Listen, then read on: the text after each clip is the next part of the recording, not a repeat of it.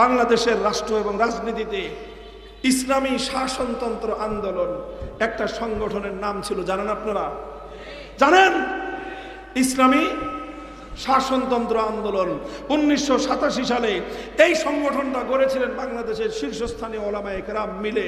শাইখুল হাদিস আল্লামা আজিজুল হক রহমতুল্লাহ আলাইহি, পীর সাহেব চরমনাই মরহুম সৈয়দ ফজলুল করিম রহমতুল্লাহ আলাইহি, হযরত মাওলানা আব্দুল গফফার সাহেব রহমতুল্লাহ আলাইহি, পীর সাহেব বাইতুল শরফ আব্দুল জব্বার রহমতুল্লাহ আলাইহি, হযরত মাওলানা আব্দুল্লাহ হোসেন সাইদি রহমতুল্লাহ আলাইহি, মাওলানা কামালউদ্দিন জাফরি সাহেব সহ বাংলাদেশের শীর্ষ আলেমরা মিলে ইসলামী শাসনতন্ত্র আন্দোলন, অর্থাৎ আমরা বাংলাদেশে ইসলামী শাসনতন্ত্র বাস্তবায়ন করতে চাই, এই ছিল আমাদের দাবি।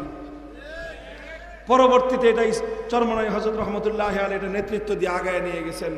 কিন্তু 2011 পরে 2006 সালের পরে একটা আইন করলো বাংলাদেশে যে রাজনীতি করতে হলে নির্বাচন কমিশনের নিবন্ধন লাগবে। নির্বাচন কমিশন নিবন্ধন দিবে সংবিধানের আলোকে। ওনারা ইসলামী শাসনতন্ত্র আন্দোলনের নিবন্ধন চাইলেন।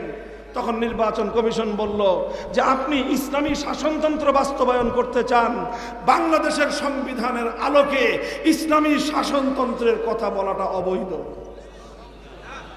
কারণ বাংলাদেশ হলো কুফরি শাসনতন্ত্র, এই কুফরি শাসনতন্ত্রের অধীনে ইসলামী শাসনতন্ত্রের কথা বলা যাবে না। সুতরাং তাদের হৃদয়ে রক্তক্ষরণ হলো, কিন্তু করার কিছুই ছিল না।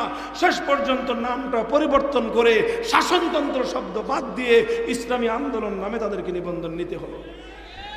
এর চেয়েও বড় দুঃখজনক আর একটা বিষয় আছে।